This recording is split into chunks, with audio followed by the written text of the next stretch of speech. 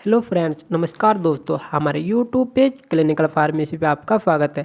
तो दोस्तों, आज हम बात करेंगे बार बार पेशाब आने के इलाज के बारे में। तो दोस्तों, कई बार आपके पास ऐसे मरीज आते होंगे जो ये शिकायत करते होंगे कि उनको कई बार पेशाब करने के लिए जाना पड़ता है। और कुछ ओल्ड पेशेंट भी आते होंगे जिनको यूरिनेशन में डिफ़िकल्टी होती है या पोलीयूरिया की समस्या होती है। तो दोस्तों, किसी को ये प्रॉब्लम ज़्यादा होती है और किसी को ये नाइट के समय होती है कि उन्हें रात के टाइम में यूरिनेशन के लिए बार बार जाना पड़ता है। दोस्तों, इसी के बारे में आज हम पूरी डिटेल से बात करेंगे। तो दोस्तों, आपने कभी कभी देखा होगा कि रिपोर्ट में पोलीयूरिया या फिर फ्रीक्वेंसी ऑफ यूरिनेशन या फिर फ्रीक्वेंसी ऑफ मैक्चुरेशन लिखा हुआ होता है। दोस्तों, इन तीनों वर्डों का मतलब एक ही होता है, यानी बार बार पेशाब आना। अगर दोस्तों किसी रिपोर्ट में आपको इन तीनों वर्डों में से कोई भी वर्ड मिले तो आप समझ जाना है कि इसका मतलब बार बार पेशाब आना है। दोस्तों, हम इसके कुछ कारणों के बारे में बात करेंगे। इसका सबसे पहला कारण है एडीएच यानी एंटी डाययूरेटिक हार्मोन। तो दोस्तों, इसी को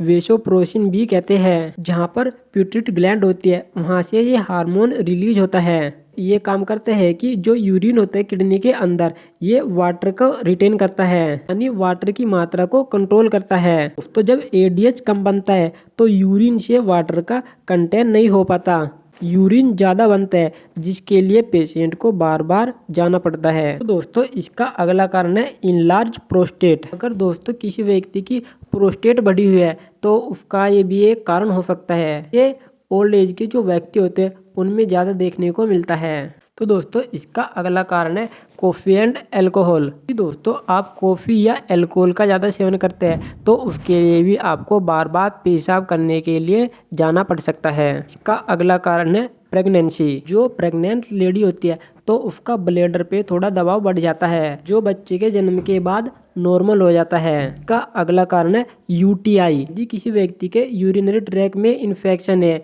जैसे पेशाब में जलन होना, दर्द होना, तो इसका ये भी एक कारण हो सकता है। इसका अगला कारण है डायबिटीज। जो दोस्तों सुक्रोज और ग्लूकोज होता है उसकी मात्रा हमारे खून में ज़्यादा हो जाती है और किडनी उसे पेशाब के द्वारा बार बार बाहर निकालती है। इसका ये भी एक कारण हो सकता है। तो हम इसके कुछ डायग्नोसिस एंड टेस्ट के बारे में बात करेंगे। इसमें आप सबसे पहले पूछेंगे कि ask for fever and pain, यानी उनको बुखार और दर्द होता है। Palpate pelvic area. दोस्तों, आप पेल्विक एरिया पर दबा के देखेंगे, अगर उनको दर्द होता है तो आप समझ जाएंगे कि उन्हें इनलार्ज प्रोस्टेट की समस्या है। और नंबर 3 पर आता है चेक शुगर। आप उनका सबसे पहले शुगर चेक करवा के देखेंगे और अल्ट्रासाउंड करवा के देखेंगे, जिससे पता लग जाएगा कि उनका प्रोस्टेट बढ़ा हुआ है या नहीं। तो दोस्तों, हम इस समस्या के इलाज के बारे में बात करेंगे।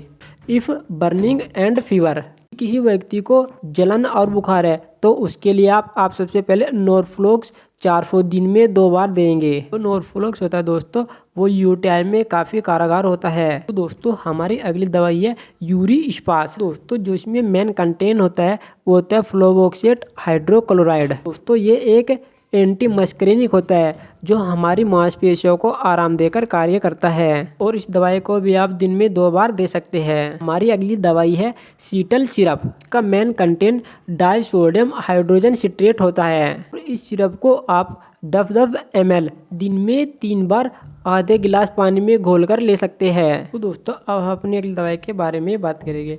हमारी अगली दवाई है मिकासिन 500 और मोनोसेफ 1 ग्राम। अगर दोस्तों किसी व्यक्ति के यूटीआई में ज़्यादा इन्फेक्शन हुआ है तो उसके लिए आप मिकासिन 500 और मोनोसेफ को मिक्स करके लगा सकते हैं। 5वां है हमारा प्लेंटी ऑफ वाटर, यानी आप उसे बार बार पानी पीने के लिए कहेंगे, क्योंकि वह जब भी बार बार पेशाब करने के लिए जाएगा तो उसके शरीर में डिहाइड्रेशन की कमी हो जाएगी, तो उसके लिए आप बार बार पानी पीने के लिए कहेंगे। दोस्तों, अब हम बात करेंगे इफ़ इनलार्ज प्रोस्टेट। अगर दोस्तों किसी का प्रोस्टेट बढ़ा है तो उसके लिए आप कैसे ट्रीट करेंगे। उसमें आप सबसे पहले यूरिमैक्स 0.4 खाना खाने के बाद शाम को देनी होती है। दोस्तों, इसमें टेम्फ्लोसिन होता है, वो प्रोस्टेट को कम करने का कार्य करता है। हमारी अगली दवाई है हिमप्लेशिया, जो कि एक आयुर्वेदिक टेबलेट है। इस दवाई को भी आप दिन में 2 बार दे सकते हैं और इसी के साथ आप सीटल सिरप का भी उपयोग कर सकते हैं।